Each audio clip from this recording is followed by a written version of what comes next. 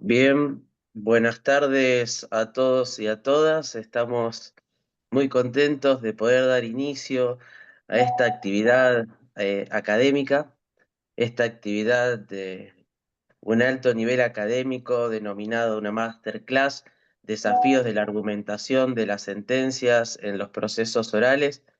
Mi nombre es Ariel Cataño, voy a estar como moderador. Recordarles en esta actividad que se hace y se desarrolla en el marco de la Maestría de la Magistratura y Derecho Judicial del Departamento de Derecho Judicial de la Universidad Austral. Esto se recalca, se muestra porque tiene la intención, y así se piensa, que es reflejar todas las competencias que se dan dentro de la maestría y del Departamento de Derecho Judicial, pensado para dar mejores respuestas dentro de los poderes judiciales. Se destaca, como todos los que hemos cursado la maestría, pudimos finalizarla, la importancia de la información constante, la importancia de la competencia y fundamentalmente la posibilidad de encontrarnos en un lugar de excelencia académica, pero que nos brinda herramientas concretas y que creo que el título y la masterclass de este momento lo destaca porque fundamentalmente está en la vanguardia de los problemas judiciales y jurídicos de la actualidad. En este caso, la particularidad que pueden darse en la preocupación del desarrollo de la importancia de la regla de debate oral y la particularidad de la argumentación. En este tipo de sentencia, en este tipo de procesos, y me parece que hoy los tres expositores que tenemos, que son de un alto contenido, de alta calidad, de excelencia académica, en primer lugar va a hablar quien para mí es un orgullo, hacía bastante que no lo veía y hoy encontrarme con él me pone muy contento, siempre es lindo escucharlo y enriquecerse del doctor, del profesor Rodolfo Luis Vigo. Él es abogado, licenciado en Ciencias Políticas y es doctor en Ciencias Jurídicas y Sociales.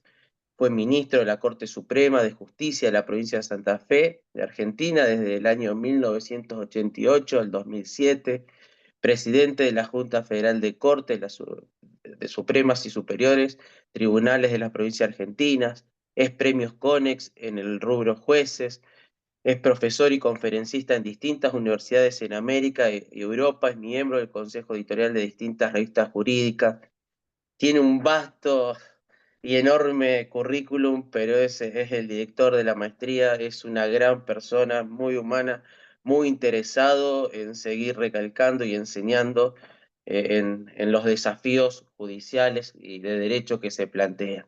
Él va a comenzar la exposición, en segundo lugar, va a estar comentando, disertando, dando sus pensamientos. Ana Clara Pauletti es egresada de la maestría en Magistratura y Derecho Judicial, es vocal de la Sala Civil y Comercial de la Cámara de Apelaciones de Gualeguaychú, docente de grado y posgrado, integra la Asociación Argentina de Derecho Procesal y el Instituto Iberoamericano de Derecho Procesal y dirige el Ateneo Entrerriano de Estudios de Derecho Procesal, es secretaria académica de Fundesi. Y en último lugar va a estar hablando Matías Mariano Deane. Él es juez del Tribunal Oral en lo Criminal del Departamento Judicial de La Matanza, de la provincia de Buenos Aires. Es abogado por la Facultad de Derecho y Ciencias Sociales de la Universidad de Buenos Aires, egresado con diploma de honor al mérito académico. Es especialista en Derecho Penal por la Facultad de Derecho de la Universidad Austral, premio La Ley al mejor promedio de su promoción. Es magíster en Magistratura y Derecho Judicial por la Universidad Austral y también tiene un enorme, e importante currículum y es una persona con muchas herramientas, particularmente para la temática que vamos a hablar. En ese orden van a estar hablando alrededor de aproximadamente 20 minutos, finalizadas las tres exposiciones. Vamos a dar un espacio a que se puedan hacer preguntas, las cuales se pueden ir realizando en el chat. Nosotros vamos a estar tomando y al finalizar les vamos a hacer las preguntas directamente a los expositores para que nos puedan responder. Muy agradecido, muy contento de poder estar llevando adelante esta masterclass. Profesor Vigo, le concedo la palabra. Muchas gracias. Bueno, muchas gracias. Anoche llegué de México y ahí dicen, en oportunidades como estas, que andamos de manteles largos, dicen. No sé bien por qué, pero bueno, quiere decir festivo, ¿no? Y efectivamente estamos rodeados de estos egresados destacados de la maestría, Ana Clara, Matías, Ariel, y además en mi provincia, así que muy contento también de sumarme a esta iniciativa que vino del mismo Ariel, ¿no? Subrayémoslo. Que tiene que ver esta masterclass, hemos armado alguna otra masterclass, porque el 11 y el 12 largamos la maestría nuestra del Austral, la promoción creo que 24, si mal no recuerdo, ya me corregirá María Mumare o María Gattinoni. En fin, más de 700 egresados, más de 30 ministros de Cortes Supremas provinciales. Bueno, ven el nivel ustedes de estos expositores, en donde uno, por supuesto, yo personalmente encuentro una oportunidad también para aprender. Yo voy a limitar a hacer una pequeñísima presentación de 15 a 20 minutos máximo. Ahí ya me corrigió María, 25 años, 25 promociones. Bueno, sumémosle 18 jornadas de derecho judicial, muchos viajes a distintos poderes judiciales.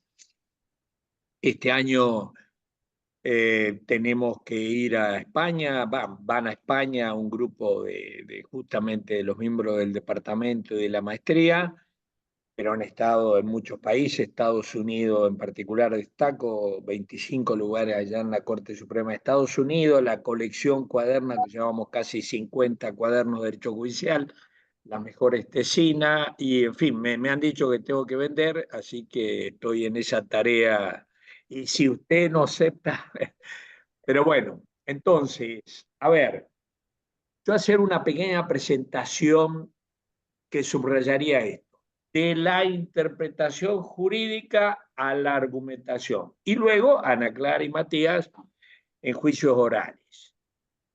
No solamente, seguramente yo la verdad es que acepté muy gustoso sumarme acá porque tenemos a dos especialistas en materia de esto de oralidad, ¿no? Yo de eso no sé prácticamente nada, pero sí sé algo de argumentación. Y en definitiva voy a dar una especie de listadito de temas que se han puesto en agenda de los juristas y el mundo académico a partir de tomar esta conciencia introductoria que yo dije, de la interpretación a la argumentación. ¿Por qué? Los juristas siempre hemos hecho lo mismo, la sociedad nos necesita para decir el derecho. Iuris, lo decimos de cuatro modos. Iuris dictio cuando enseñamos, decimos el derecho al alumno. Iuris dictio cuando de algún modo reclamamos a la autoridad el respeto del derecho. Iuris dictio cuando asesoramos a nuestro cliente. Y iuris dictio cuando el juez dice el derecho autoritativamente con el respaldo del Poder Judicial. Sin embargo, probablemente en la Facultad de Derecho, al menos a mí, me enseñaron que el trabajo del jurista se hacía a través de la interpretación, que era desentrañar el sentido de una norma. En definitiva, proyectábamos la solución genérica prevista en una norma a una instancia individual de ese caso genérico, silogismo, ningún problema, todo muy fácil. Minga, todo muy fácil, ¿no? Mamita querida, ¿no? Yo tuve, como sabes, 23 años, Julieta ahí la veo reírse, pero bueno, ¿no? No es nada sencillo, mucho menos un silogismo. Porque en definitiva nuestro trabajo es, ahora tenemos un nombre propio, desde prácticamente, podemos decir, las últimas 2 o 3 décadas del siglo XX, tenemos un nombre para que explique, señale el camino para hacer el trabajo nuestro, que despejar las dudas de quien tiene dudas jurídicas. Argumentación jurídica. Quizás el título le viene del libro de Alexi, Teoría de la Argumentación Jurídica 1978. listadito de temas para tomar conciencia cuánto nos hemos alejado de la interpretación, de centralidad del sentido de la norma, que es lo que me enseñaron a mí, media página.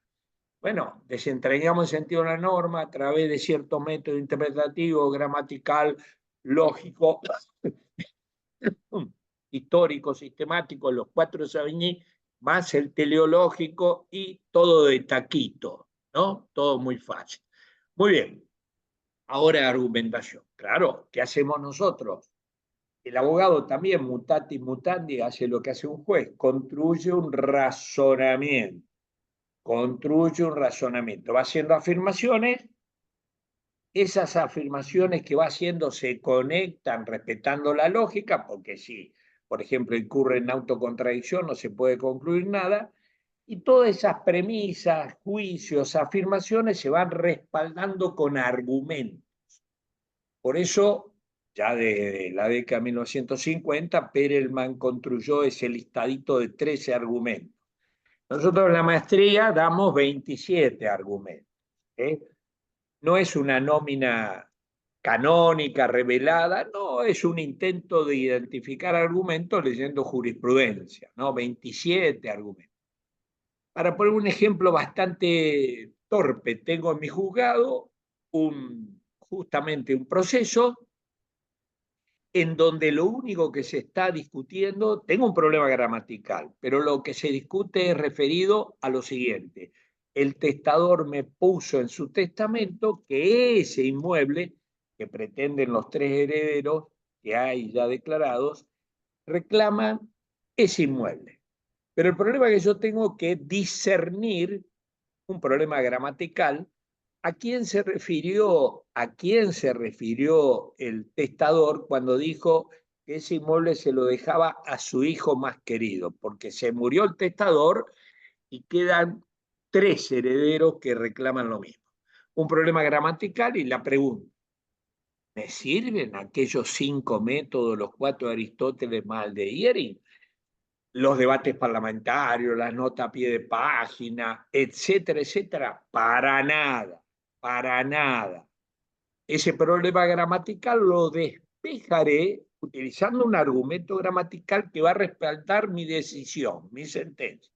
Yo voy a decir que ese inmueble se lo dejo a uno de los 3 herederos, a Juan, porque he tenido a la vista las cartas que mandó el testador y solo las cartas que le mandó a su hijo Juan, entre paréntesis le puso mi hijo más querido.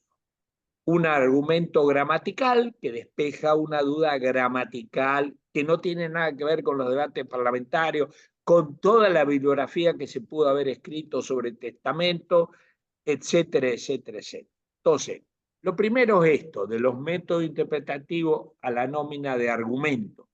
Justificación interna significa respetar la lógica, pero justificación externa significa respaldar todo lo que vamos afirmando como abogado, como jueces, con argumentos. Muy bien. Segundo tema, bueno, ustedes saben que además de normas, y a pesar de lo que me siguen enseñando en la Facultad de Derecho, vengo de estar un mes dando clase en México, y ahí por supuesto a full, que es derecho, los jueces, conjunto sistemático de normas, que el SEM, mamita querida, qué antiguo, renuévense los principios, los derechos humanos, mientras que la norma es un juicio, supuesto fáctico genérico y una consecuencia, el principio es derecho concentrado, respuestas jurídicas en potencia. Yo a partir de la dignidad humana puedo sin duda derivar respuesta jurídica en campo penal, administrativo, procesal, etc. El tema de los principios. Los principios, además de ser derecho concentrado, de brindarnos respuestas jurídicas de algún modo innumeradas, indefinidas, sin duda, como sabemos, hay una técnica para aplicar principio que es la ponderación, la ponderación. No hay solamente silogismo, que también los hay en una sentencia. Esta técnica, bueno, en la maestría estudiamos la técnica de ponderación, sobre todo Alexi, regla de adecuación o idoneidad, la regla de ponderación en sentido estricto, y la regla de necesidad. Y además la ecuación matemática que inventó Alexis para ponderar principios. Todos temas nuevos. En tercer lugar, retórica. Cuando elegimos este tema, Ana Clara, justamente porque es muy efusiva, siempre con mucha polenta, Ana Clara, bueno, sí, por supuesto, consentía Ana Clara con la importancia de la retórica. Es que yo necesito tener argumentos, pero necesito decirlos de una manera persuasiva. Entonces, de algún modo, la retórica, ¿qué me aconseja? Con esa cara no te va a conceder ni tu mamá lo que vos pretendés, ¿eh? Bueno, y ahí aparece la retórica, que abarca esta capacidad persuasiva que tiene el retor, el orador, respecto a ese auditorio, ¿no? Por supuesto, hay muchas enseñanzas de la retórica clásica, Aristóteles, Cicerón y Quintiliano, o de la retórica, la nueva retórica de Perelman y compañía. Hay que aprender retórica, obvio, a mí ni una palabra. Tercero, la cuestión de la falacia. La falacia es un razonamiento incorrecto que parece correcto. Por eso digo, hay que estudiar falacia para que no nos engañen los abogados y supongo ningún juez querrá engañar a las partes. Me imagino, ética, me imagino. Pero bueno, a veces hacemos falacias, porque recordemos que la falacia se puede hacer a veces sin el propósito. Incluso cuando se hace con el propósito, algunos la llaman sofisma, falacia. Por otro lado, lenguaje, obvio, semiótica, claro, es decir, la semiótica apareció en el segundo tercio del siglo XX.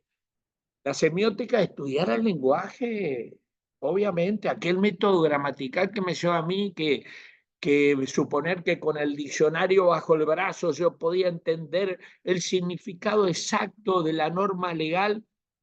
Está querida, hoy tenemos la semiótica en los 3 capítulos: semántica, problemas de vaguedad y vaguedad, vaguedad y ambigüedad, problemas sintácticos y problemas pragmáticos. La importancia de tomarnos en serio el lenguaje es un instrumento muy delicado, muy traicionero, que hay que tomarlo en serio, porque a veces creemos que hablamos muy claro y sin embargo nos hacen ver y tenemos que conceder que fue muy oscuro nuestro discurso. A estudiar semiótica también. Otro tema, el tema de las premisas fácticas. Aquí yo diría, con citar a Tarufo, me eximo de muchas cosas. La verdad es condición de la justicia. La verdad hoy se adquiere no tanto por lo que proponen como prueba los abogados, sino a partir de los peritos, que me hablan de saberes no jurídicos que auxilian al juez para conocer la verdad de los hechos, que, por ende, un juez que está interesado por la justicia, primero tiene que interesarse por la verdad, más allá de las limitaciones que pone el proceso penal o civil. ¿Eh? Y agreguemos con Tarufo de lo muchísimo que podemos decir, agreguemos aquello que la verdad es una, contra la escuela italiana de los Carneluti, los que vendan, no tengo ni idea, me estoy metiendo en el terreno de Ana Clara y Matías, pero bueno, yo invoco la autoridad no mía, sino la de Tarufo, ¿no? De la verdad. Bueno, todo el tema de la ciencia, que a mí no mencionaron nada. Yo, ciencia dura, ciencia blanda, ahí está la psicología, ojo, porque, claro, las escuelas opinan diferente. Por ahí me agarra alguna escuela y me interna, y según otra escuela estoy para el premio Nobel, ¿no? Habrá que ver qué escuela, porque es una ciencia blanda. En tercer lugar, pseudociencia, dice Tarufa, impone justamente la grafología. Y en cuarto lugar, la junk science, la ciencia basura. Y yo terminaría con el tema de la importancia que ha adquirido la filosofía jurídica, ¿no? mi último libro, que salió el año pasado, Déjeme chapear, en España, la necesaria filosofía del derecho, cuál y por qué. Bueno, justamente un poco explica esto, que es un convencimiento íntimo, no utilitario solamente, pero bueno, el convencimiento íntimo sin un cacho de filosofía jurídica, como entender los derechos humanos, la dignidad, la libertad, la igualdad, la cuestión de la ponderación, hay razón práctica, no hay razón práctica. Piensen ustedes que Kelsen y hoy Ferrajoli rechaza la racionalidad práctica. Rechaza Ferrajoli, supongamos la injusticia extrema no es derecho de Nuremberg, también los guardianes del muro de Berlín, etcétera, etcétera. Entonces, esta cuestión de la relevancia de la filosofía jurídica. Y terminaría con la cuestión ética, dado que tenemos libertad para elegir, el abogado, el juez, pluralidad de respuesta jurídica, aparece la remisión a cómo elijo, cómo ejerzo esa libertad. Una serie de temas, por supuesto, que yo he relatado, que intentamos en la maestría en buena medida cubrir, como podrán dar fe los egresados, a través de esos seis idoneidades que planteamos para el juez. Idoneidad cognoscitiva, saber el derecho, que no es saber la ley. Idoneidad aplicativa, no lo queremos para que dé clase, sino para que resuelva en tiempo oportuno lo que corresponde y lo mejor. Tercero, la idoneidad física, la idoneidad psicológica, la idoneidad gerencial y la idoneidad ética. Bueno, un mundo. Pero ahora escuchar lo específico que quieren saber ustedes de oralidad con los especialistas, que ahí no estoy yo. Muchas gracias, nos estamos viendo. Empezamos el 11 y el 12 de abril la maestría, digo, para los que pudieran estar interesados. Muy bien. Arranco, Ariel, si me autorizás. Bien, Dale qué para gusto. adelante. Sí, sí, la idea es que retomemos. Finalizado uno, continuamos. Bien, Adelante. qué gusto escucharte, Rodolfo. Veo que ya tenés un tonito mexicano. Te tomó, te tomó. Este, Exactamente, un mes es, co- largo. es como que me trae escucharte lo que atrapaba, escucharte en el máster y cómo nos abriste la cabeza a muchos, entre ellos a mí, tomando conciencia del déficit que tenemos, que arrastramos de la formación de grado en materia de filosofía y lógica, y cómo desde tu enseñanza y todo el bagaje de conocimiento con la mirada sistémica que implica el sistema de justicia que brinda el máster, realmente uno puede estar preparado para la función, para afrontar un concurso.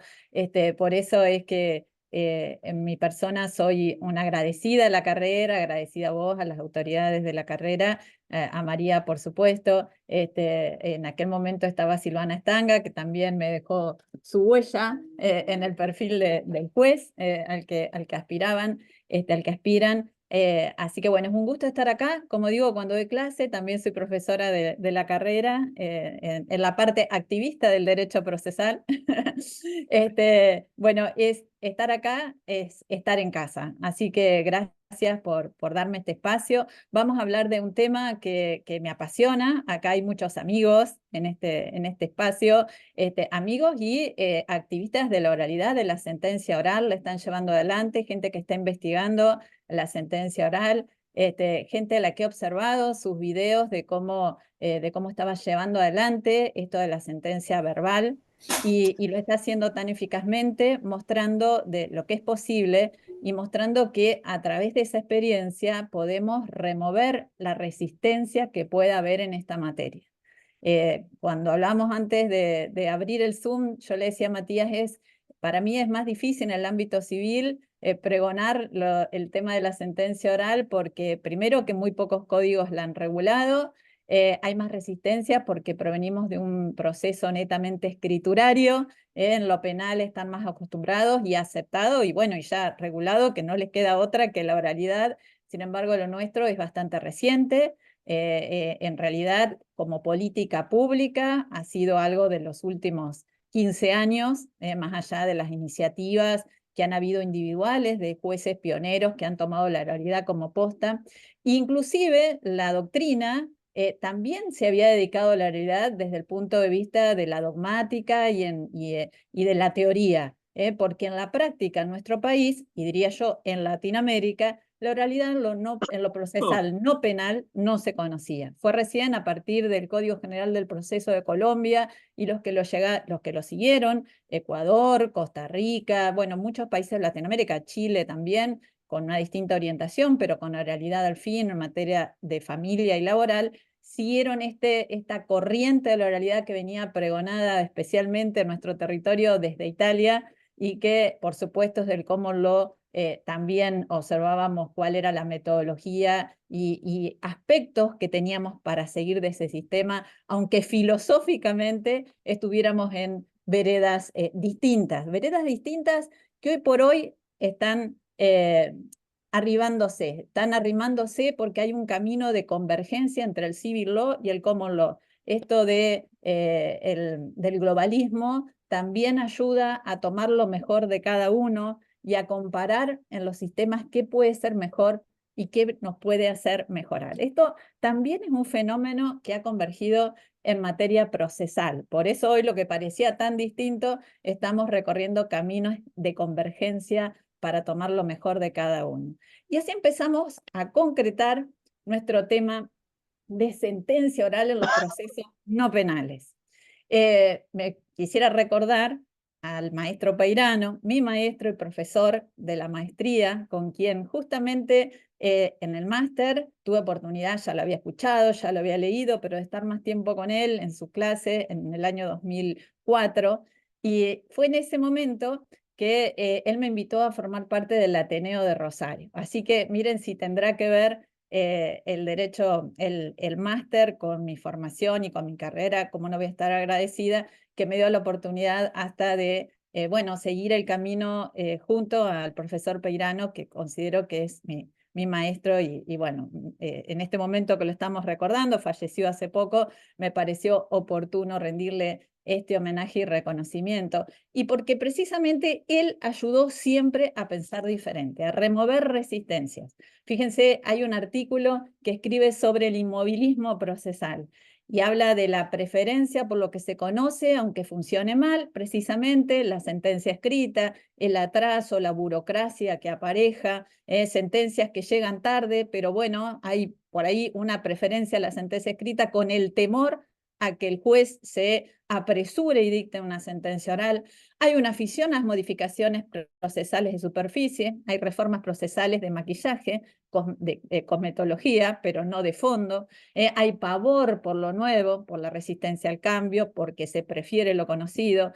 Hay oídos sordos respecto de las experiencias beneficiosas. En esta clase tenemos jueces de vanguardia que dictan sentencias orales, no solamente que son fundadas, completas, desde el punto de vista fáctico, desde el punto de vista jurídico, no solamente que llegan al destinatario de manera clara, que los convencen, que tienen bajo índice de apelabilidad y que además tienen un alto índice de confirmación cuando esas sentencias son apeladas. Tenemos que hablar y ver esos jueces que están dictando sentencias orales para ver que vale la pena ampliar el número de jueces que se dediquen a esto. Y que además, como veremos, también los ayuda a despejar su despacho y el despacho de la oficina.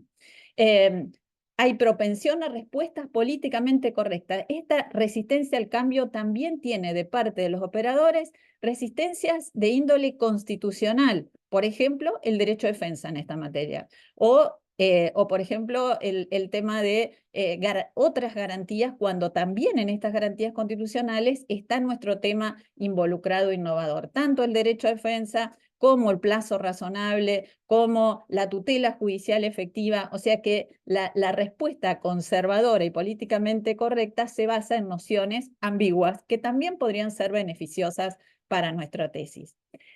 Hablar de sentencia oral en este contexto es más fácil que hacerlo hace pocos años. Hace pocos años, justamente Jorge Peirano hablaba que el proceso civil era un castillo en ruinas y con fantasmas al que pocos querían entrar, porque era caro, porque era difícil salir, porque en sus pasillos recorrían fantasmas como el dura lex el lex, o esto siempre se hizo así, esos fantasmas que atemorizaban a quien debía recurrir a la justicia sin saber cuándo iba a poder salir de ese castillo oscuro.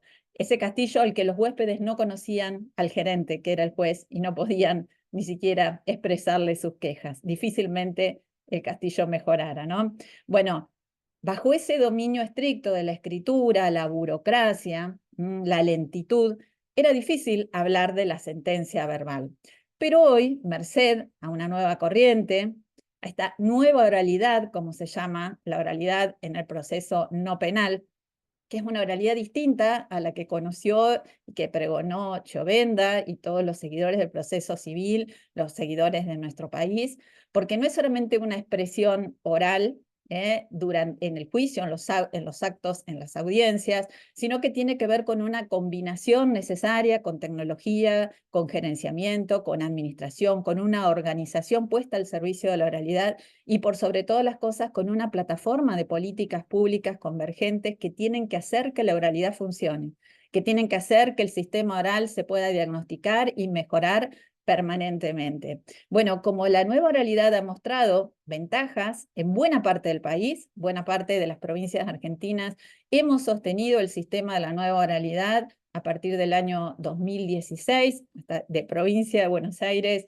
Entre Ríos, Corrientes, Córdoba, Mendoza, Río Negro, Tucumán, Jujuy, bueno, y así se han ido sumando muchas provincias del país. Bueno, en ese contexto generado por esta nueva oralidad, por esta oralidad efectiva, es más fácil hoy hacer el planteo acerca de las sentencias orales y de la posibilidad que el juez decida la cuestión final en audiencia, porque puede verse como una cuestión más natural.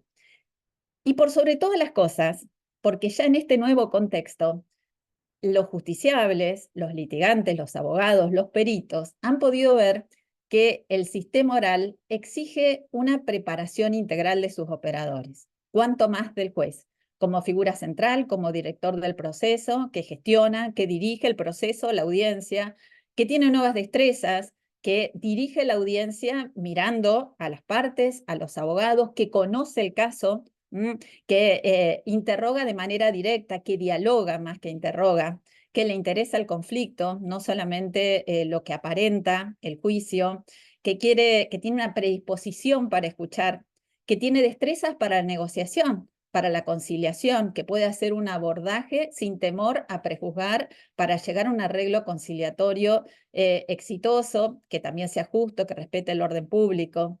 Ese nuevo juez que se desempeña con nuevas destrezas que no adquirió en la facultad, que se ha debido preparar para la oralidad y que se ha debido preparar porque sabe que es virtuoso el sistema, pero que además ha comprobado realmente qué es lo que lo legitima frente a la ciudadanía, frente a los destinatarios de su trabajo, que ven a un juez preparado, solvente, que conoce su caso, que le interesa escucharlo y que además ha podido adquirir todos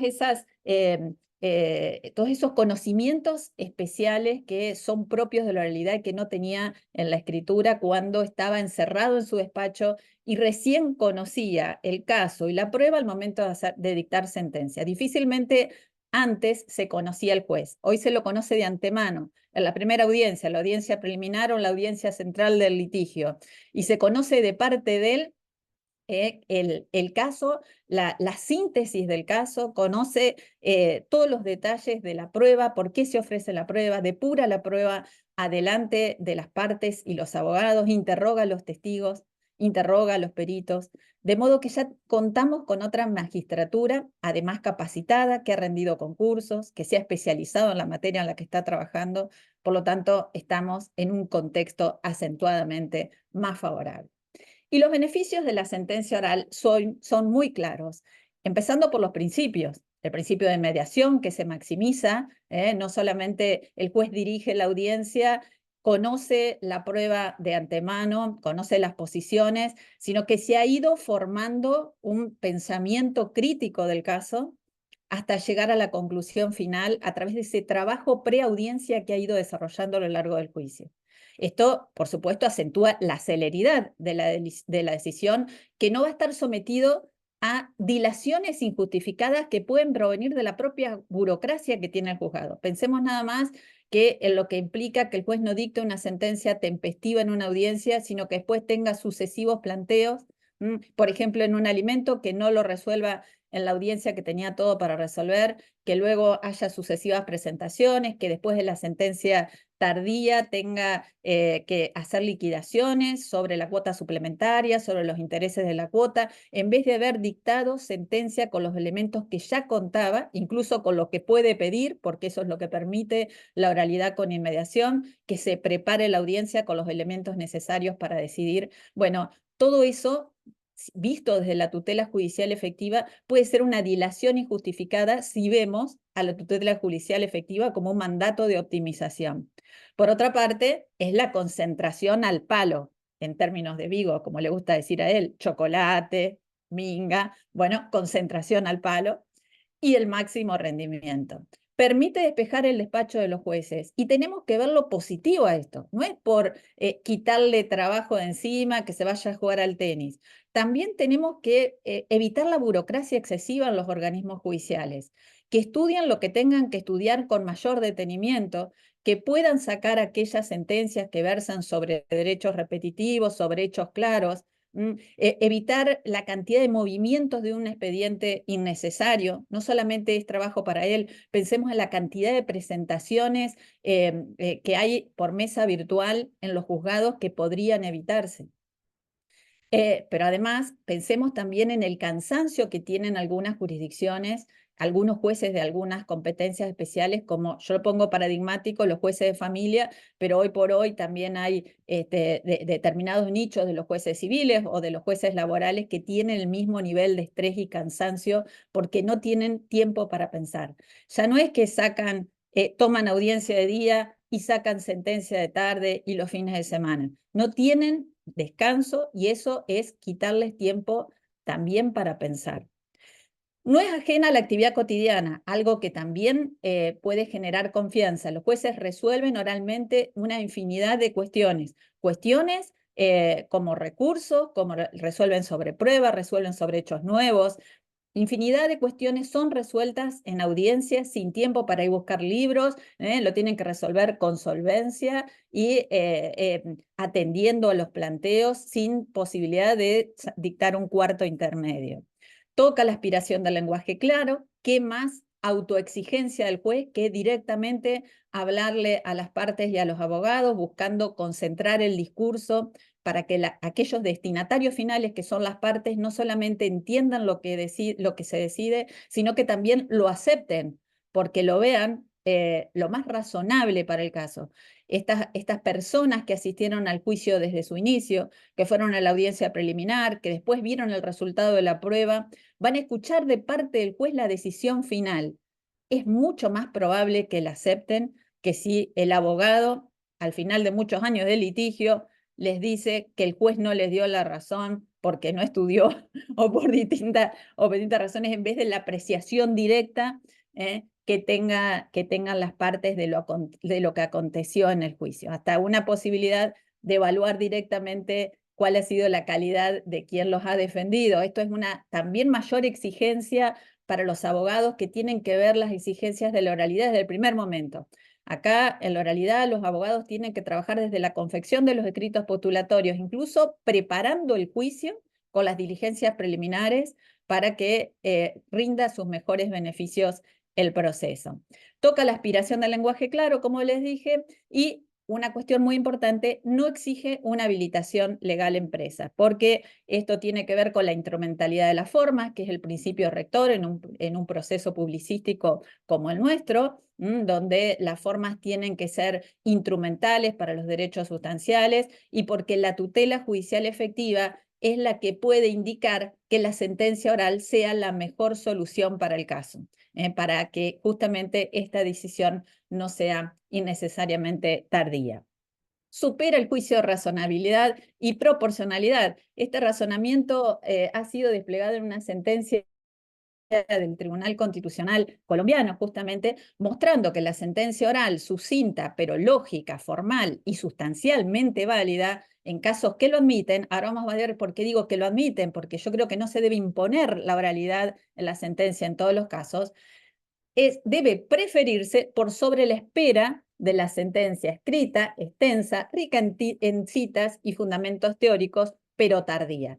¿Por qué supera ese juicio razonabilidad y proporcionalidad? Porque existe una finalidad legítima: mayor celeridad, simplificación, reducción de los tiempos procesales, acceso a la justicia, descongestión a la administración de justicia, y porque es una medida idónea. No restringe el derecho a una sentencia que respete en términos de Tarufo el principio de completitud de la motivación en el plano fáctico y jurídico, porque tampoco afecta al derecho de defensa, que se satisface o se resguarda con la motivación adecuada, suficiente, y con el sistema recursivo, y porque además, y esto es fundamental, hablando desde el sentido común, la lógica y la evidencia empírica, nuestros tribunales superiores están llenos de sentencias escritas, pero absurdas, arbitrarias y hasta nulas por falta de motivación. Claro que hay que tener resguardos. En la oralidad hay un principio máximo. En la oralidad nada se improvisa.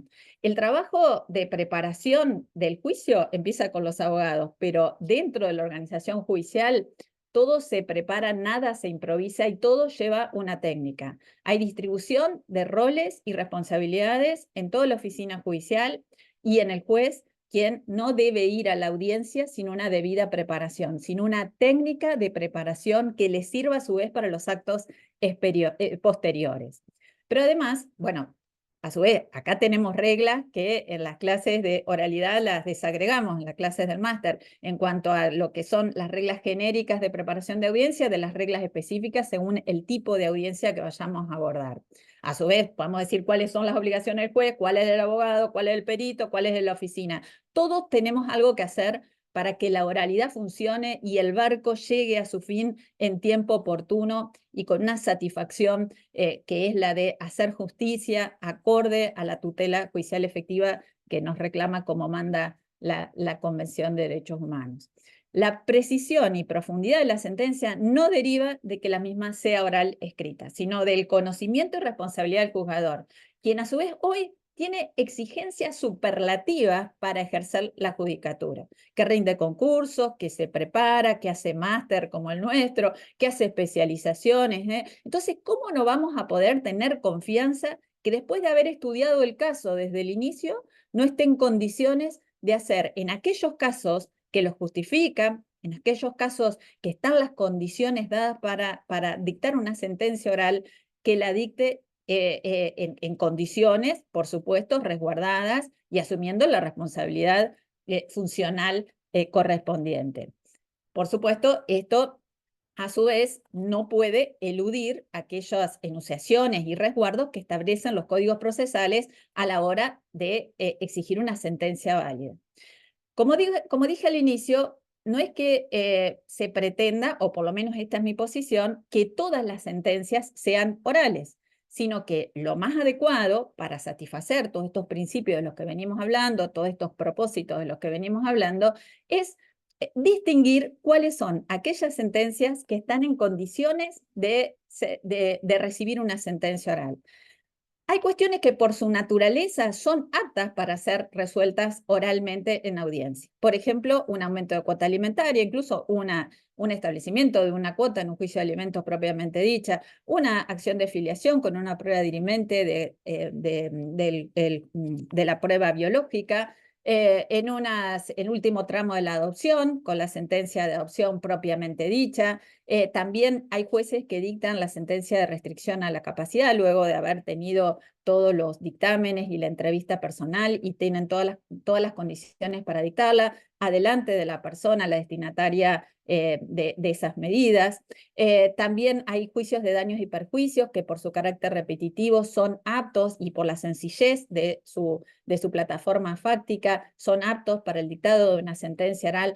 En definitiva, hay cuestiones per se que son aptas para ser resueltas en audiencia. Pero luego también podemos asumir un criterio pragmático de utilidad, porque también podemos tener un daño y perjuicio sumamente complejos. Bueno, entonces, ¿qué indica ese criterio pragmático de utilidad? separar los casos sencillos desde el plano fáctico y jurídico de aquellos asuntos con cierta complejidad por la novedad, por el estudio que exija para su dictado. Bien, entonces, el principio que establezco acá, o el consejo, o mi conclusión, es que no se trata de imponer a la fuerza en el ámbito no penal que las sentencias sean orales, sino que se dicten cuando los hechos son diáfanos, los aspectos jurídicos, el tratamiento jurisprudencial, donde la sentencia inmediata sea parte de la eficiencia y la efectividad de vida de la jurisdicción, pero no forzar una sentencia cuando no están dadas esas condiciones. Como un recaudo para evitar la sorpresa, yo creo que mientras no exista una regulación procesal que la establezca como norma, como ya la hay en algunas provincias, por ejemplo, en Mendoza, el Código Procesal de Familia establece que la sentencia debe ser oral en los juicios ordinarios y abreviados. Ya vamos a ver que también establece la disgregación del veredicto de la fundamentación, que yo no lo comparto y lo voy a explicar por qué. Creo que mientras tanto, mientras no lo establezca como regla, es de buena práctica en la providencia que convoca a la audiencia alertar sobre la posibilidad del dictado de una sentencia para evitar la sorpresa. Evitar la sorpresa es un nuevo principio en materia de derecho procesal, recogido en Alemania, recogido en Brasil, esto de la colaboración que tiene que también tener el tribunal con las partes para garantizar en su máxima expresión el derecho de defensa y que vayan, en este caso, preparados a la audiencia. Entonces, hay que no solamente decir esa posibilidad de dictar sentencia, sino además cuáles van a ser las reglas recursivas en el caso de que no estén previstas de modo expreso, como lo está, por ejemplo, en la provincia de Jujuy, que tenemos un juez no sé si un juez o más, de Jujuy, que dicta sus sentencias orales. En Jujuy están previstas las reglas recursivas. Pero además también, si no, ya repito, si no está regulado, también sería bueno motivar el por qué es posible que dictemos una sentencia oral en base a todos los principios que vengo hablando y en especial los derechos involucrados. Bien, para todo esto y porque nada se improvisa en el proceso civil oral con sus ramas, con laboral y en familia, en todo es válido lo que estoy hablando. Bueno, tenemos que tener esto que se llama ruta metodológica para la sentencia oral. Es una ayuda, un apoyo para los jueces que dictan sus sentencias verbales y trata de aspectos que debemos prever o preparar antes de la audiencia donde se va a dictar la sentencia y después una ayuda para la parte operativa y formal del momento del dictado de la sentencia. En lo preaudiencia, ese trabajo tiene que aprovechar lo que se ha trabajado en las audiencias anteriores, si es que la ha habido.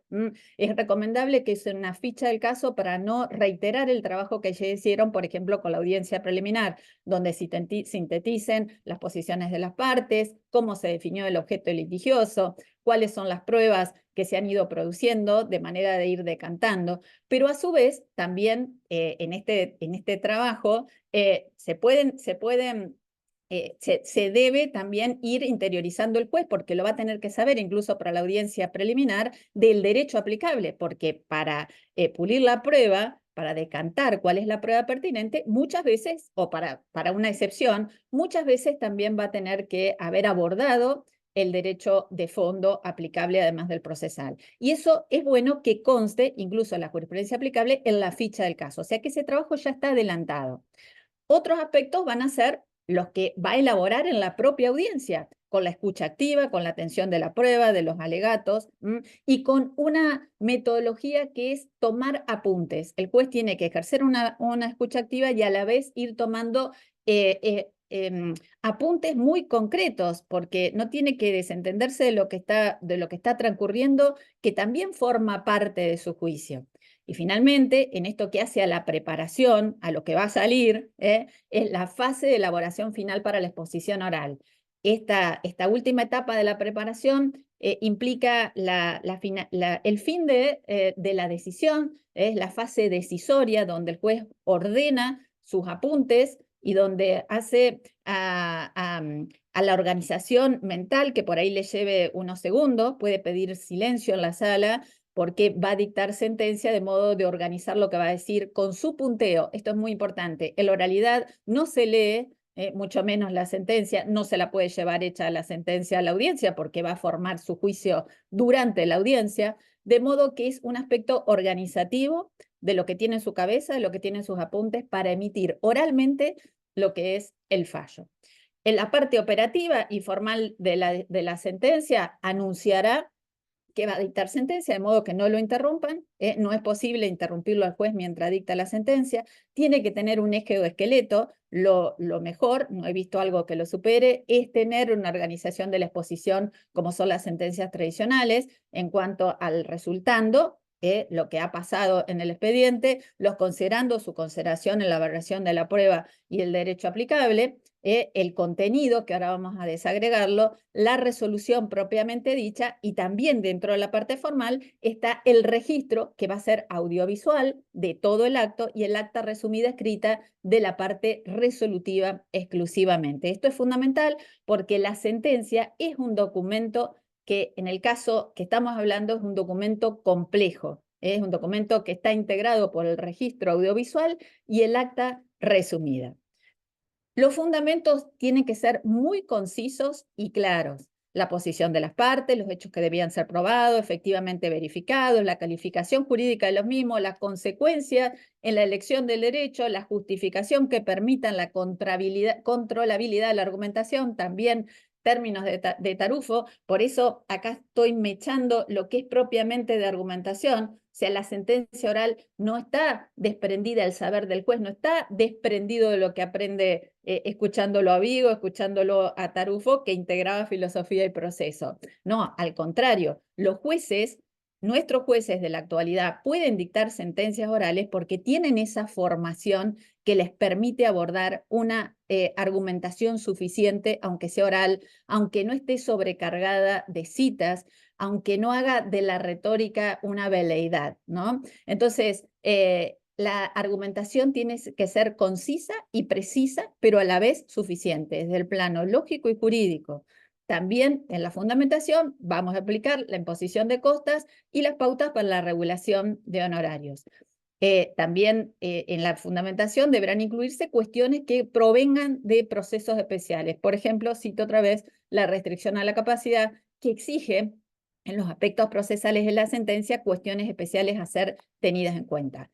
Anunciará también lo que en definitiva resuelve. En el acta resumida, que es muy importante, es la parte escrita, es lo único que va a constar de manera escrita y es el documento digital que va a servir a la ejecución en caso de incumplimiento, no se deben volcar los fundamentos. No se deben volcar los fundamentos, el juez no está en condiciones de hacer una síntesis luego de haber dirigido la audiencia, luego de haber fundado la sentencia, y después hacer una síntesis para que quede en el acta. No solamente es un despropósito, sino que además puede incurrir en reiteraciones, en contradicciones, desnaturalizar lo que es la sentencia oral. El contenido es mínimo. Los que están en las leyes procesales, que hablan de lugar, fecha, nombre de las partes, lo que se resuelve sobre lo sometido a decisión, si hay plazo que establecer, porque es de cumplimiento en un plazo determinado, lo establecerá, o exigencias que provengan de procesos especiales, régimen de costas, regulación de honorarios y, en este tiempo, la firma digital exclusivamente del juez en el acta resumida.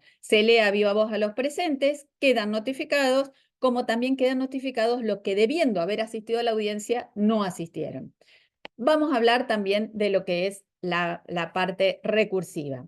La reposición, por principio general, en los códigos están ya, aunque fueran basados en la escritura, está establecido que la reposición de decisiones dictadas en audiencia deben interponerse y resolverse en el mismo acto. Yo creo que en eso todos los códigos del país lo tenemos receptado. Ahora, en materia de apelación, si bien muchos códigos han receptado aspectos de la oralidad, como la audiencia preliminar, la vista de causa, etcétera. Sin embargo, no han regulado el código en clave de oralidad y no han pensado su sistema recursivo en base a la decisión en la audiencia.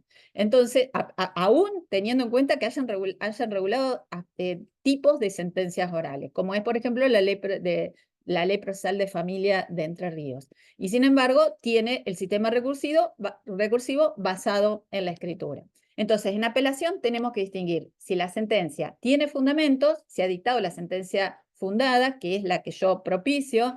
Si se ha dictado la sentencia fundada, bueno, tenemos que ver si hay una regulación en clave de oralidad, cómo la regula, por ejemplo, en el caso de Jujuy, que está regulada la sentencia verbal para el proceso ordinario y el abreviado, y a su vez tiene regulada el recurso de apelación, que a mí no me convence porque dice que quedan notificados en la audiencia, pero que el plazo para apelar empieza desde que se entrega o se pone a disposición la videograbación de la audiencia a los interesados en recurrir. Cosa que a mí me parece que por el principio de concentración tiene que quedar notificado y tiene que apelar y expresar agravios en la misma audiencia, como el juez expresó su sentencia oralmente. Eso, digamos, de lege ferenda, ¿no? Sin regulación procesal, como tenemos muchas provincias aún, aunque se dictan sentencias orales, podemos distinguir el juez que anticipa las reglas, aquel juez que anticipa que va a dictar sentencia oral, también puede decir que se va a tener que apelar, fundar y que se va a sustanciar en audiencia. En materia de familia es lo ideal. Y dos, si se aplica el código. Yo creo que si no hay regulación especial y el juez no anticipó las reglas, debe respetarse el sistema recursivo que está regulado en la ley procesal para evitar que no se dé acceso al recurso cuando no haya una norma que diga que tiene que interponerse y fundarse en audiencia. Bueno, luego esto sería con sentencia con fundamento. Si tenemos adelanto de sentencia, adelanto del sentido de la sentencia o veredicto, y que se funde dentro de los días que establece el código, como es el caso del Código Procesal de Familia de Mendoza, bueno, en ese caso el tiempo del recurso empezará a correr una vez que se notifiquen los fundamentos. Llego al fin con esta posición personal en relación al sistema de veredicto. Por supuesto, acá tenemos un experto, Matías, que es un gusto compartir el panel con vos en materia procesal penal. Yo creo que del proceso penal y de la oralidad en particular tenemos mucho para aprender, pero también podemos mejorar algunos aspectos o ajustarlo a lo que es el proceso civil actual, a una mirada más moderna del proceso civil, de estos principios que vengo hablando, como el de máximo rendimiento, la oralidad en sentido amplio, la inmediación en sentido real.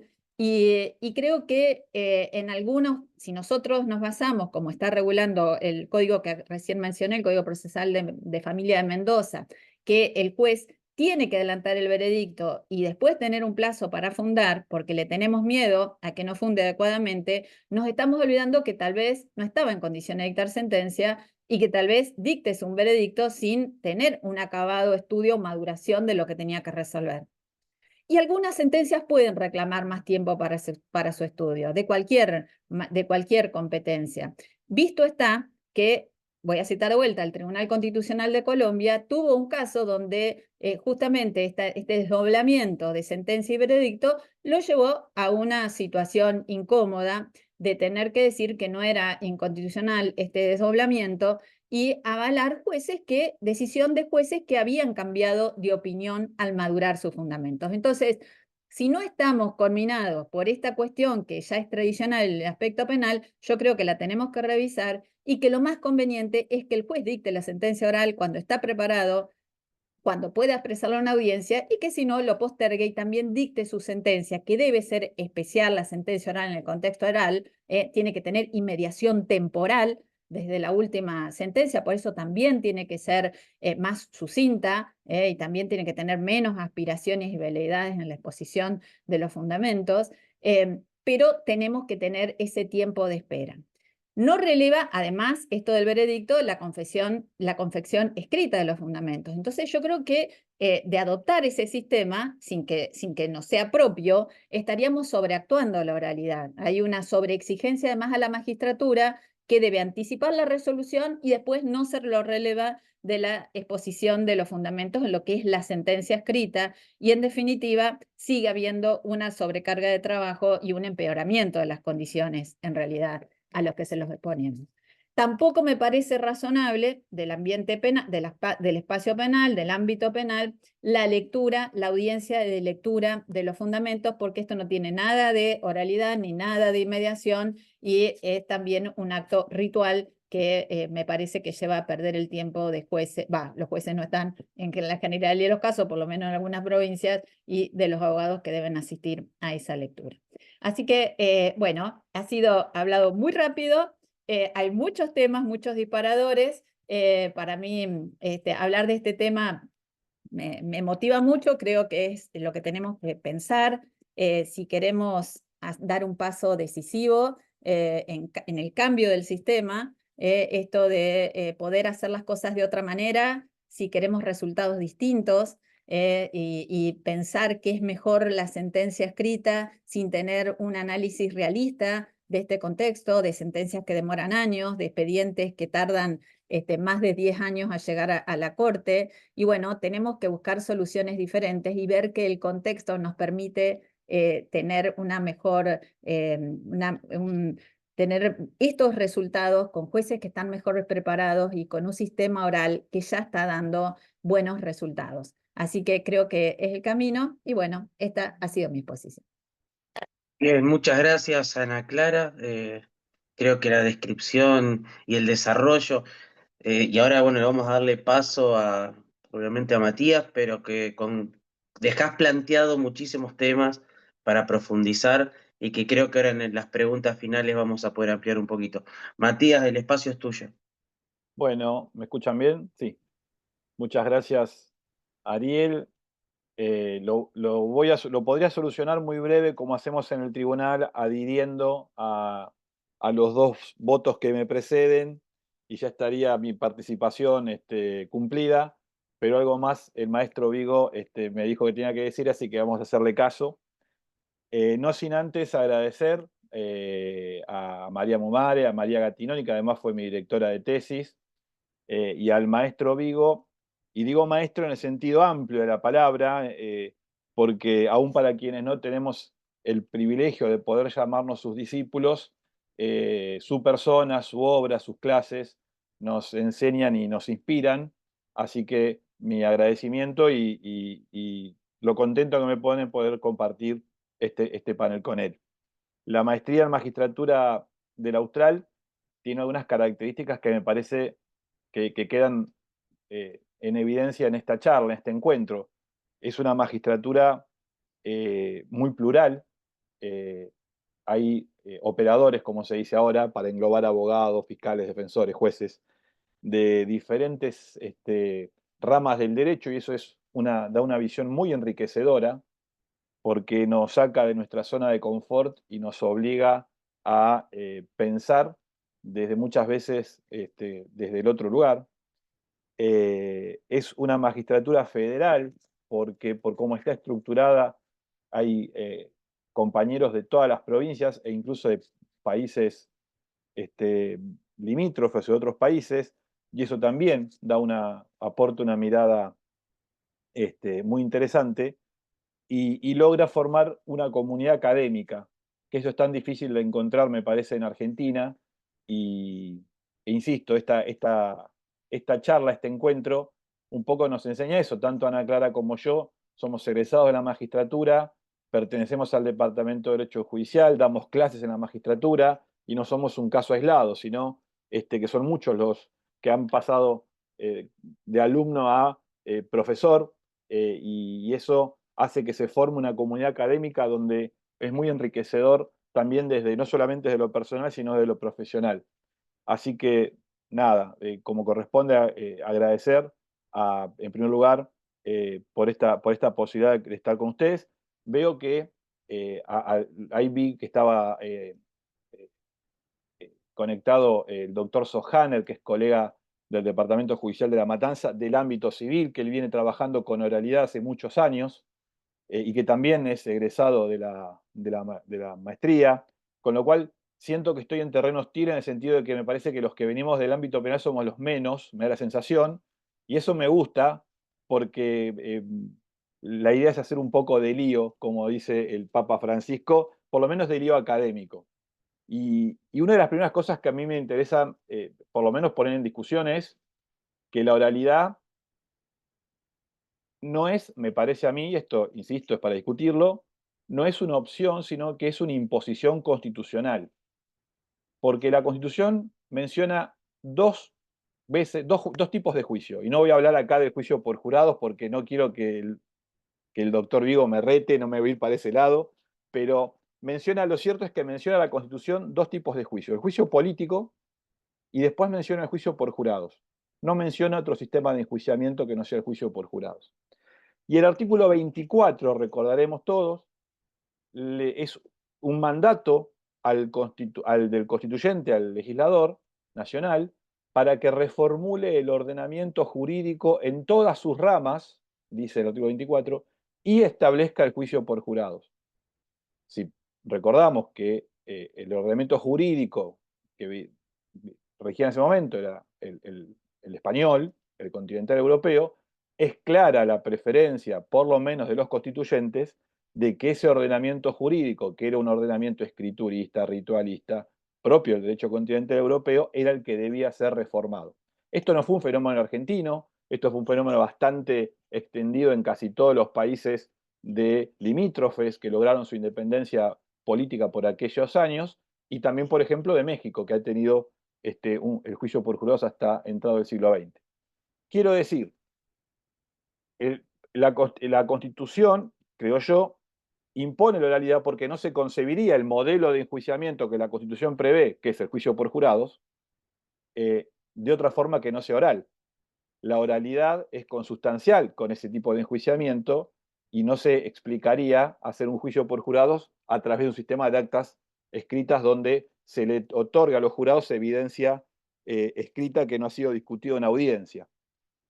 Entonces, me parece que por un lado la oralidad es una opción, es una imposición, una obligación constitucional, y por el otro lado es una fuente de legitimidad. Leía hace unos días que un juez federal norteamericano ordenó al gobierno de Trump no borrar ciertos WhatsApp en relación a un plan de ataque sobre Yemen.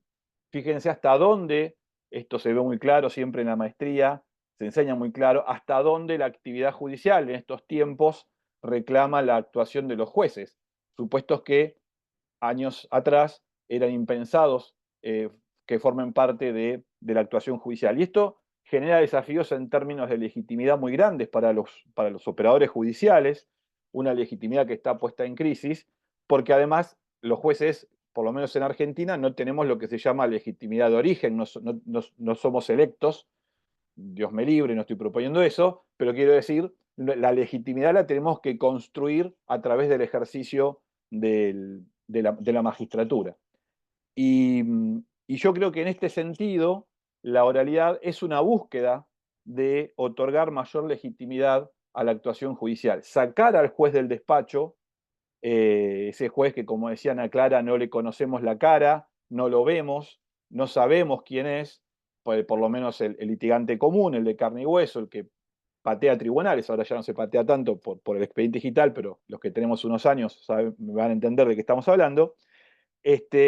Y nos obliga entonces a que ese juez venga a la audiencia, a la sala de audiencias, para escuchar directamente los planteos y resolver los planteos en la medida de las posibilidades que puedan hacer las partes. Y acá quiero señalar otra cosa. Si la Constitución menciona, o me parece a mí, de la Constitución se deriva la necesidad de la oralidad,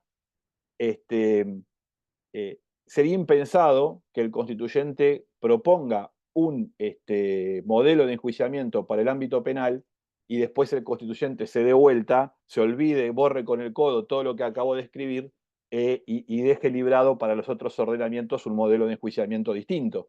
Me parece que tenemos que ordenar esto en Argentina y no hay oralidad para todos los ámbitos o no hay oralidad para ningún ámbito, pero es muy difícil de entender esto, salvo algún caso de esquizofrenia, el que lo ve de afuera, que en el ámbito penal estemos hablando de oralidad y que en el ámbito civil esto genera alguna rispidez todavía, yo soy consciente que esto genera. En búsqueda esta de legitimidad, sin ninguna duda, se inscriben los procesos de reforma procesal que en el ámbito penal emprendieron la mayoría de las provincias allá por los años 80. Busca precisamente comenzar a reformular los códigos procesales para abandonar el sistema inquisitivo, el sistema escrito, e ir a un sistema oral. Por supuesto que lo que se obtuvo, sobre todo al principio, es un sistema oral de baja calidad. Y acá me parece que tenemos que empezar a decir que no es la oralidad. La oralidad no es un relato del expediente, ni es una verbalización de las actas. La oralidad no es que venga el testigo a sentarse y a ratificar una declaración que dio en otro lado, reconozca la firma y se vaya. Y la oralidad no es, por supuesto, que el juez adelante los fundamentos y dentro de 15, 20 días, adelante el sentido del veredicto y dentro de 15 o 20 días otorgue los fundamentos del fallo. Fundamentos del fallo que, por lo menos en el ámbito penal, si uno saca todo lo que es reproducción de prueba, o sea, el testigo dijo, del acta tal surge tal cosa, y saca las citas jurisprudenciales, que muchas veces son citas que ni siquiera son conducentes al caso concreto, pero que más o menos corto y pego y queda bien, y saco las citas doctrinarias, que de nuevo muchas veces van en sentido contrario a lo que el propio autor quería decir, y acá recuerdo al profesor Mayer, que siempre se quejaba de que citaban su postura en el ámbito procesal penal para justificar las prisiones preventivas y lo citaban exactamente en el sentido opuesto al que él sostenía y lo citaban como fuente de autoridad.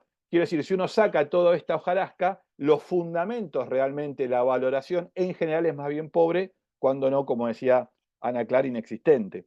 Entonces, me parece que cuando hablamos de oralidad o de sentencias orales, no podemos desconectarlo del tipo de proceso al cual vamos a arribar y que va a concluir con esa sentencia.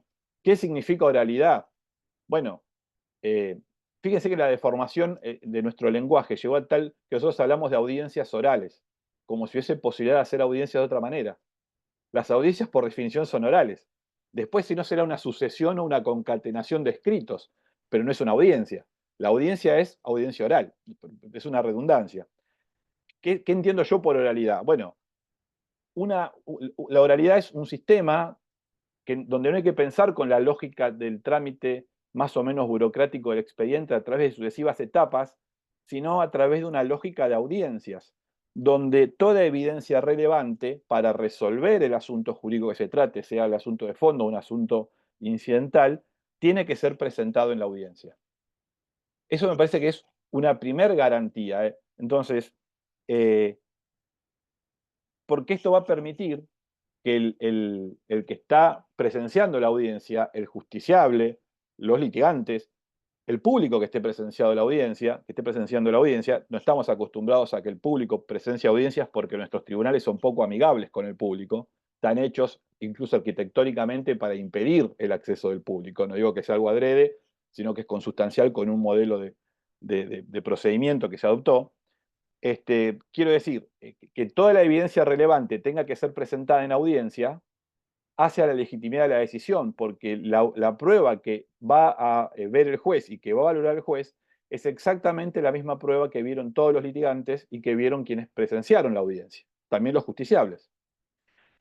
Por supuesto, uno no puede ir a una audiencia con una cantidad indiscriminada de evidencia, que toda audiencia sustancial que toda evidencia sustancial tenga que ser presentada en audiencia, significa, si estamos hablando ya de sentencias, de audiencias para recibir sentencias, o sea, para recibir una definitiva, que haya existido un sistema de filtros previo, que también se tiene que hacer a través de un sistema de audiencias donde los litigantes van a litigar, van a discutir, van a presentar y van a ofrecer su evidencia, y se va a discutir allí en términos de legalidad, por supuesto, se va a excluir de esa audiencia toda la prueba que resulte ilegal.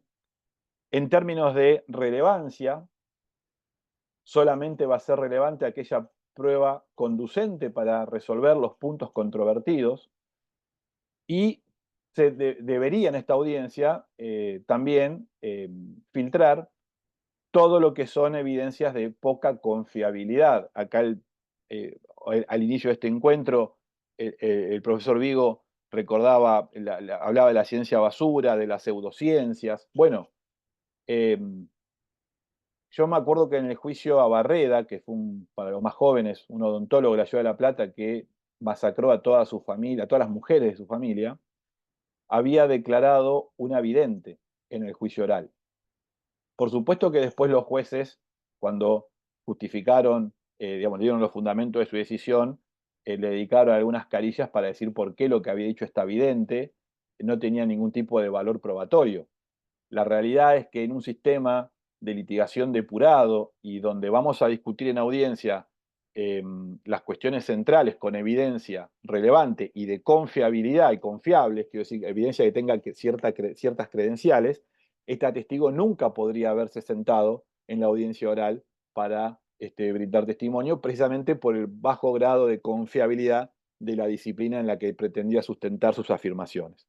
Entonces, estas son discusiones que se tienen que empezar a dar. Y por supuesto también, algo adelanté, cuando hablaba de relevancia, no todo se va a discutir a la audiencia, al juicio, digamos.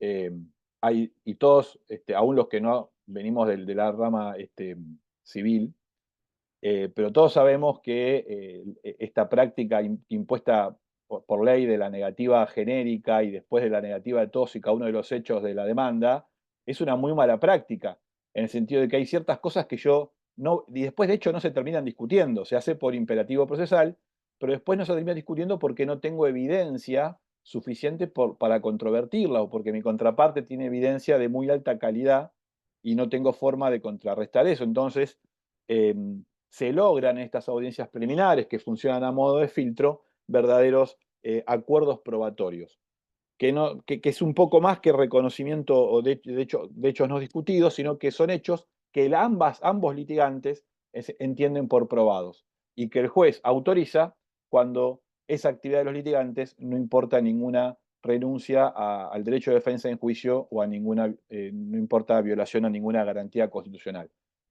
Claro, partimos de un paradigma donde quien mejor conoce el caso es el litigante y no el juez.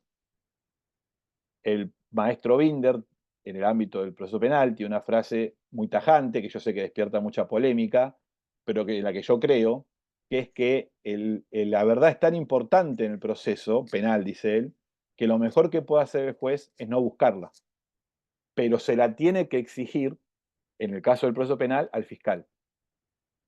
Es la actividad de los litigantes y el juego dialéctico propio del litigio el que va a permitir arribar a la verdad, cualquiera sea el modelo de verdad que uno maneje.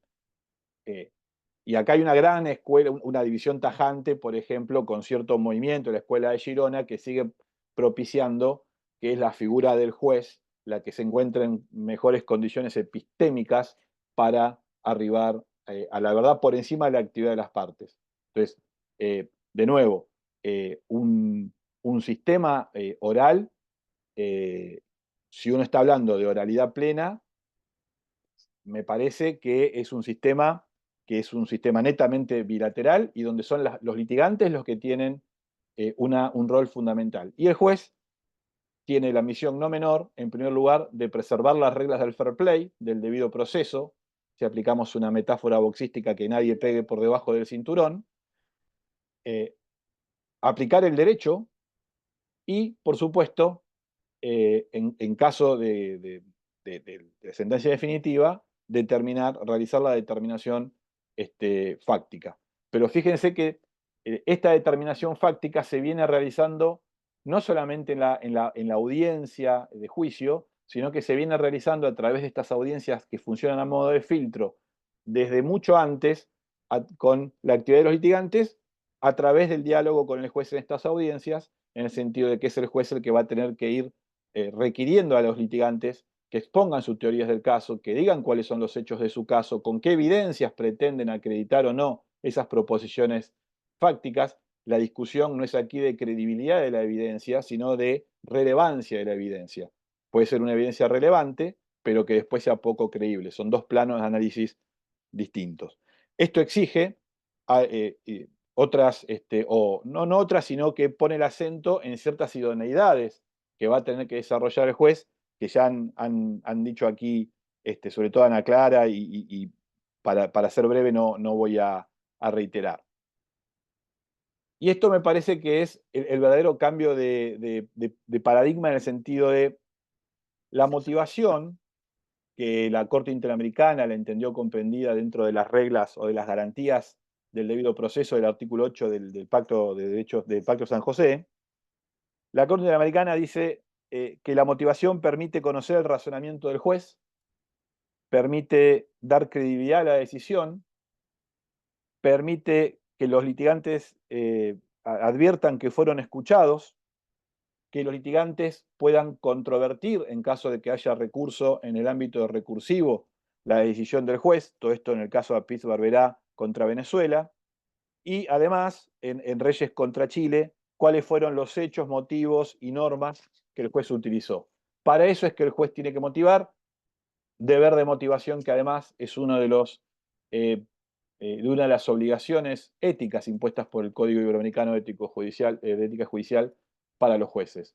Pues bien, y esta motivación es una motivación que va a dar el juez en la audiencia, y Ana Clara fue, yo no, digamos, no podría agregar nada más a cómo estructuró ella la propuesta de cómo un juez debería dar una sentencia oral. Yo me permito agregar que esta motivación en realidad se viene construyendo porque además todas estas audiencias preliminares quedan videograbadas, deben quedar registradas, además de las actas escritas, tienen que quedar registradas, y muchos motivos de recurso, muchos motivos de impugnación y muchas determinaciones fácticas sobre, por ejemplo, la relevancia de cierto material probatorio se va a ir estableciendo en estas audiencias.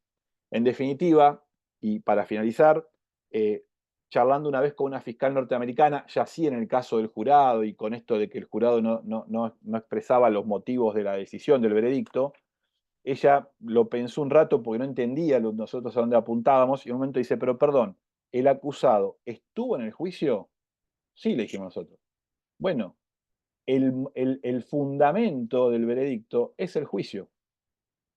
Porque, insisto, todo el material probatorio que va a valorar el juez al momento de dictar sentencia en una audiencia oral, y que lo va a hacer también oralmente, más allá que pueda tomarse sus días para resolver una cuestión, toda esa evidencia es la misma evidencia que vieron los litigantes, las personas involucradas en el litigio, el público.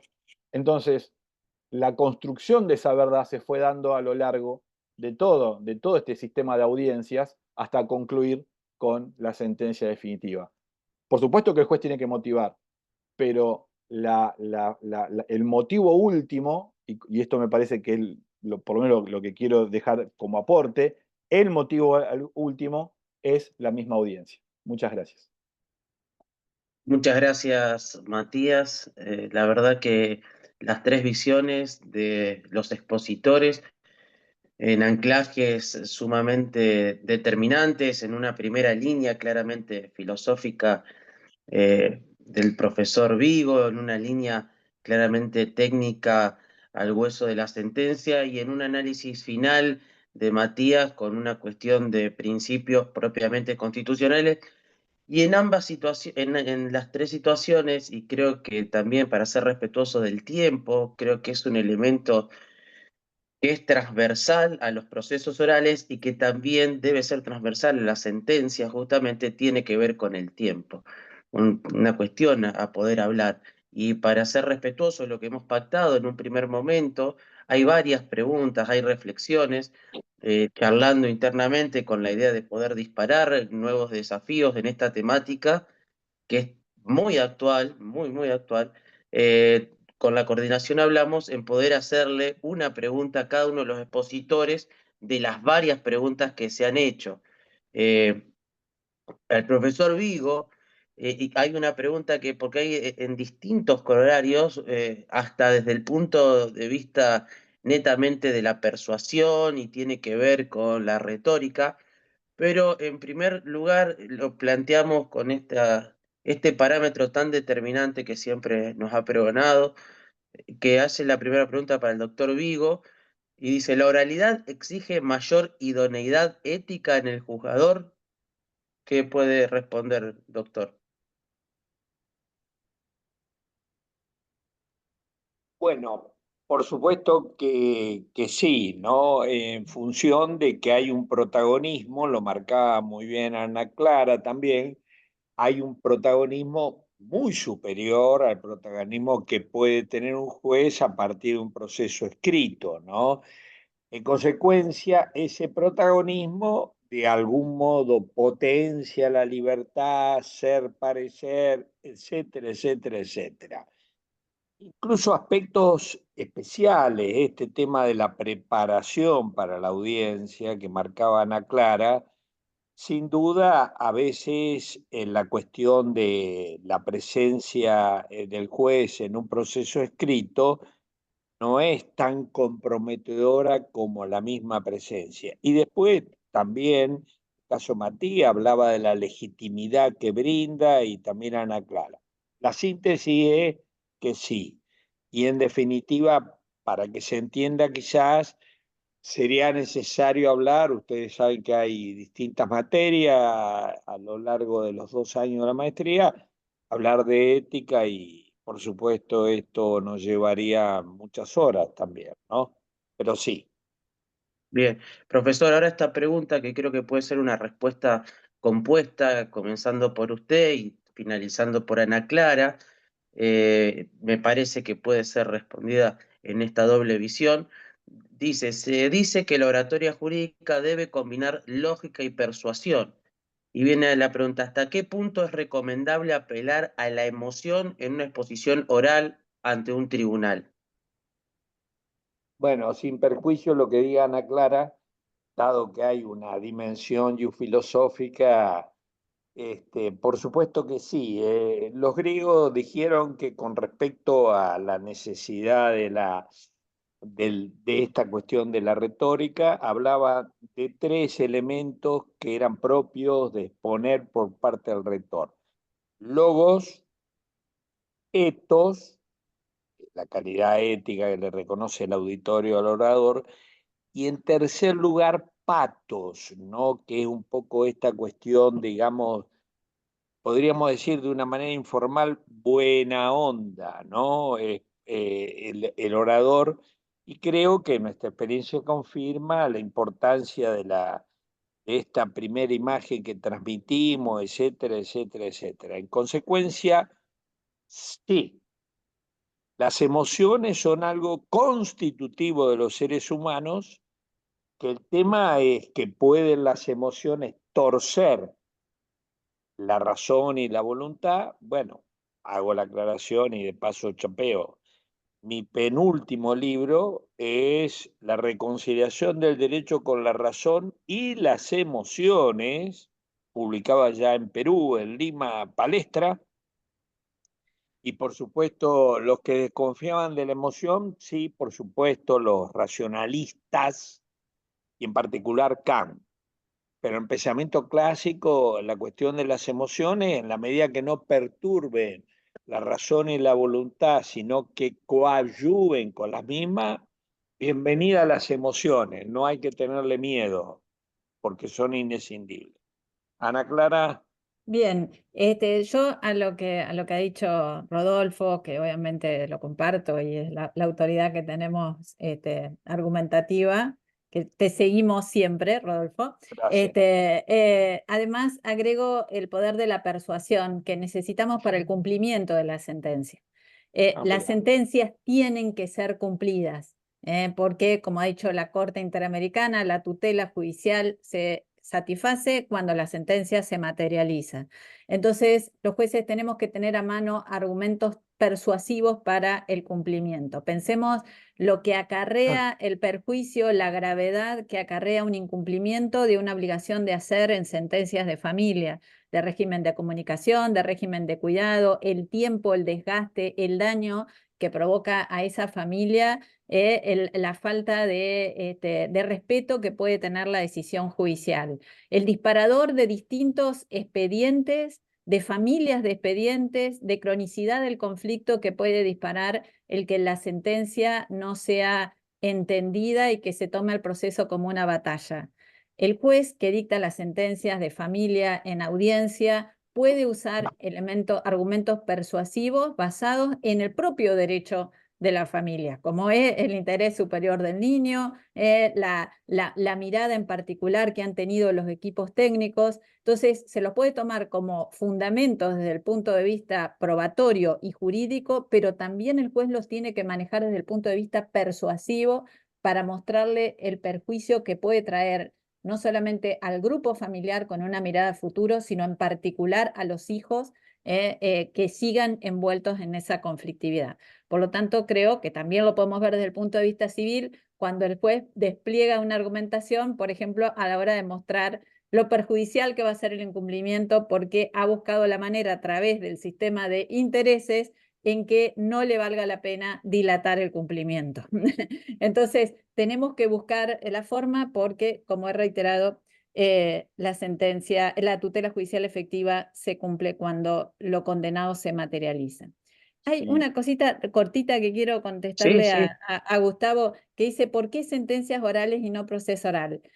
Quizás por sintetizar la cuestión, no aclaré que el proceso oral actual, el proceso por audiencias, que está dominando en este país y en Latinoamérica, es un proceso mixto, donde los escritos postulatorios son escritos y sus actos centrales son orales. Las audiencias, donde con el principio de concentración se vuelcan los actos más importantes que harán el resultado final de la sentencia. Por eso hablamos de sentencia oral, porque tiene la expresión verbal de la decisión, pero podría seguir siendo escrita, como los escritos postulatorios que hasta ahora, en la generalidad de los casos, sigue siendo escrita por la precisión y concisión que esa modalidad apareja. Quería aclarar eso si No, me buenísimo. permiten, Sí, sí. Ariel, Dale, un Matías. minuto por esto de las emociones.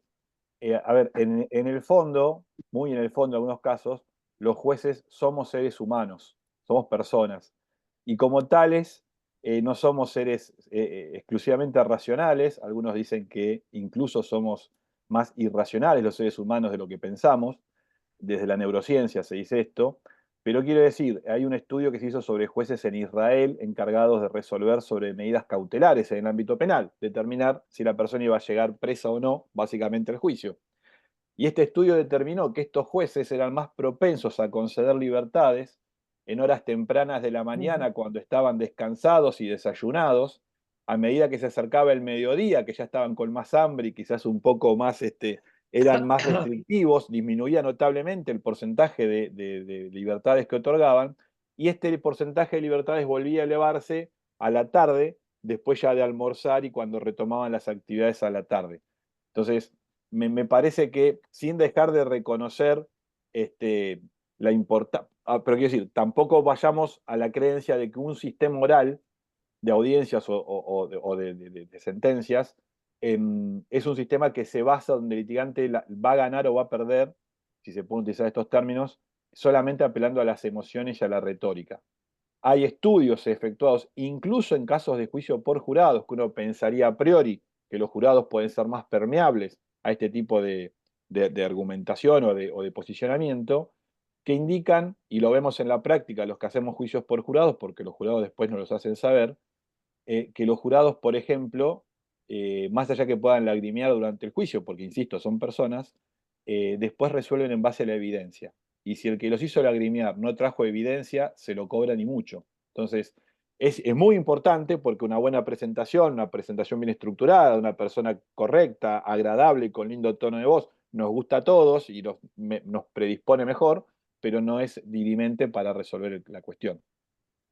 Perfecto, muchas gracias Matías por el complemento a la respuesta compuesta que la pudimos hacer de 3 puntos de vista.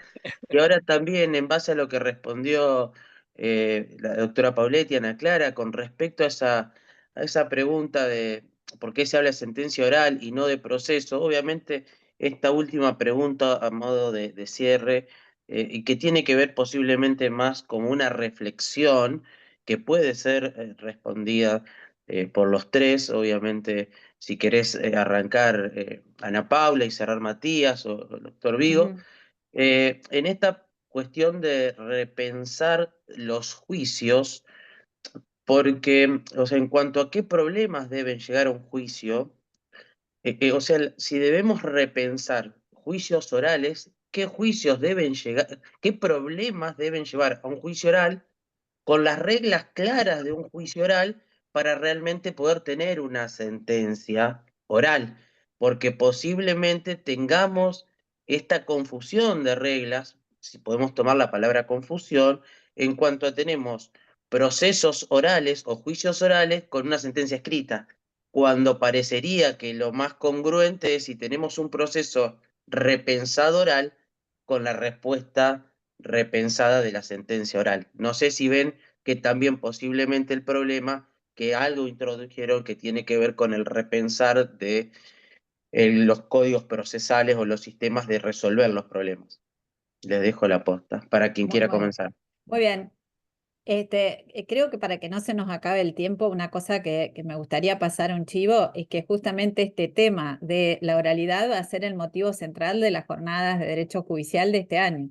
Es fundamental porque hemos abierto muchos disparadores y puertas que van Exacto. a ser profundizadas en agosto, en estas jornadas que van a ser imperdibles y que tocan un tema que hablaste vos, Matías, o que posiblemente lo vamos a tocar, que es las neurociencias aplicadas al sistema oral, no solamente con la psicología del testimonio, sino también el punto de vista de los operadores del sistema, desde la mirada de las neurociencias, porque el derecho procesal solo en esto no alcanza. Tenemos que traer otras disciplinas para justamente poder repensar a fondo esto que dice Ariel, cómo tiene que ser un proceso del siglo XXI.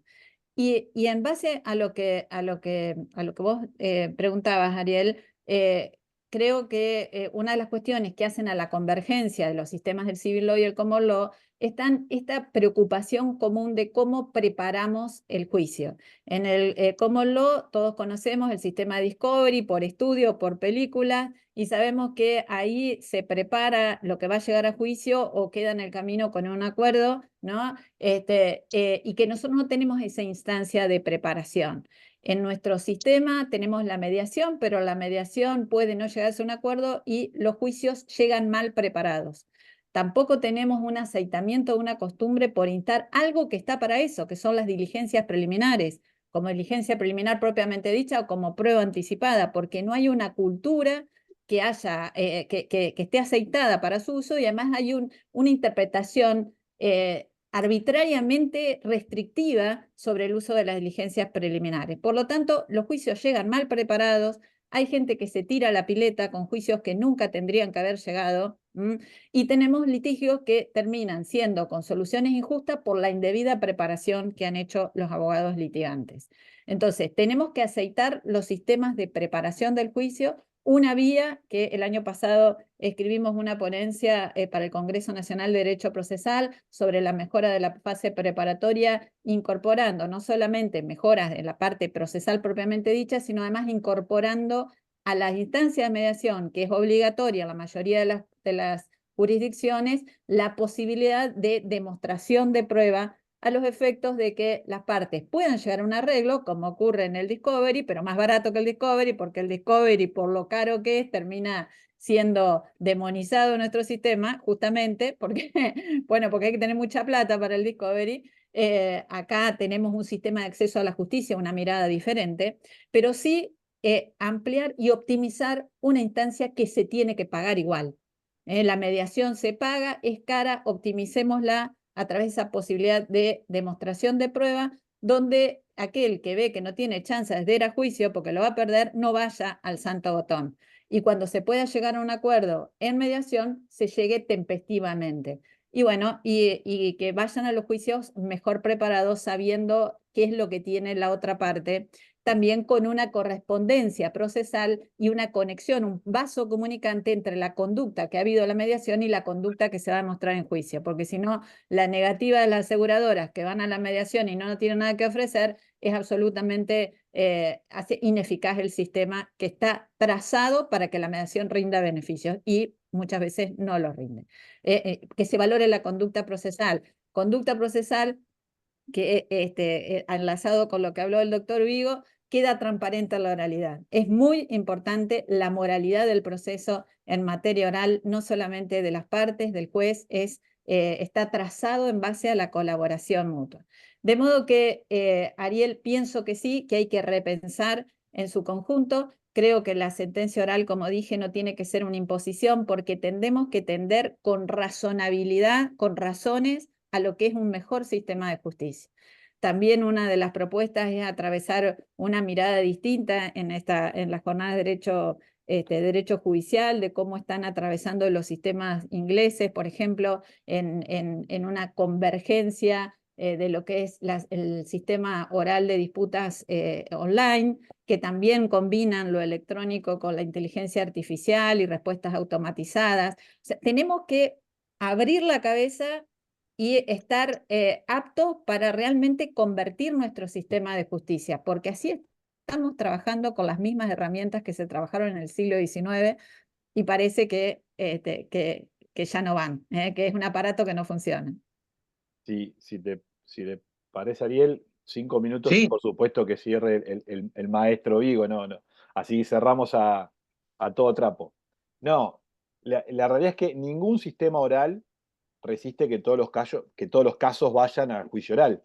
Pero esto es así acá, en Europa, en Estados Unidos, con cualquier sistema, digamos. Distinto a donde nosotros tenemos un sistema escrito al que estamos más o menos acostumbrados, donde voy agregando expedientes. A medida que va creciendo el expediente, es como que cada vez el abogado trabaja más o se trabaja más, y por ahí dentro de 5 o 6 años, en algún momento el juez saca la sentencia y después veo que pasa la etapa recursiva. Este es otro modelo.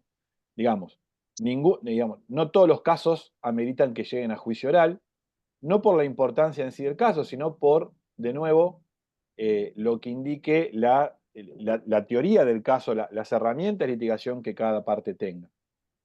Y ese un poco era el sentido que yo señalaba de las audiencias preliminares. Estas audiencias preliminares, que tienen que ser verdaderos filtros, van a permitir rápidamente detectar cuando la controversia es sobre un punto, que puede ser no la existencia o no de la relación laboral, sino ni la fecha de distracto, sino la categoría que correspondía al trabajador o no, por ejemplo. Entonces es un punto el que vamos a discutir en la audiencia oral. Todo lo demás se acuerda, se estipula. O porque no tengo evidencia para llegar. Decir que no todos los casos se resuelven en juicio oral es decir también que el juicio oral, y esto es, me parece a mí, quizás daría para una discusión, un análisis un poco más profundo, es formativo o configurativo del sistema.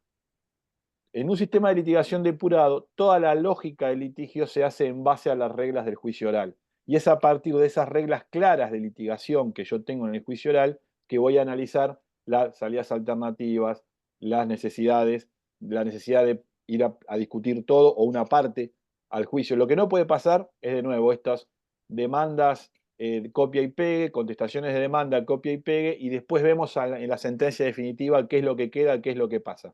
Eso me parece que es el modelo que tenemos que superar si queremos hacer algo mejor. buenísimo. Doctor, ¿quiere cerrar? Yo cedería la palabra a María Gattinoni, yo soy el director académico, pero María Gattinoni es la directora ejecutiva. Le cedería la palabra para que ella cierre esta jornada e invitación a anotarse a la maestría en la Universidad Austral. Gracias. Muchas Bien, gracias, Rodolfo. Muchísimas gracias. ¿Se me escucha bien? sí, Bueno, una alegría enorme. Como decía Ana Clara, bueno, esta es un avance de lo que van a ser las jornadas de Derecho Judicial a partir del 9 de agosto, así que los esperamos a todos. Y realmente es una alegría muy grande poder escuchar a estos graduados destacados de la maestría. Creo que esta masterclass sirvió para reflexionar mucho sobre la oralidad, sobre los desafíos que tenemos desde el derecho judicial para poder brindar mejores respuestas y adecuar todo lo que es el trabajo, como bien se señaló a lo largo de las jornadas, no solamente la función del juez, sino de todos los que intervienen a lo largo del proceso y la preparación de esas respuestas desde los distintos juzgados y también los ministerios públicos, que tienen un rol importantísimo en la oralidad penal, con lo cual los invitamos a todos a participar de las jornadas y, por supuesto, bueno, con muchísima alegría de recibirlos en la maestría, que ya está este año festejamos los 25 años, así que es una linda manera de festejar estos 25 años con estas clases y con estas actividades desde el Departamento de Derecho Judicial. Los esperamos a todos y agradecerles infinitamente a María por organizar, a Ariel por moderar y organizar también, y por supuesto a los expositores, y agradecerles a cada uno por participar de la masterclass.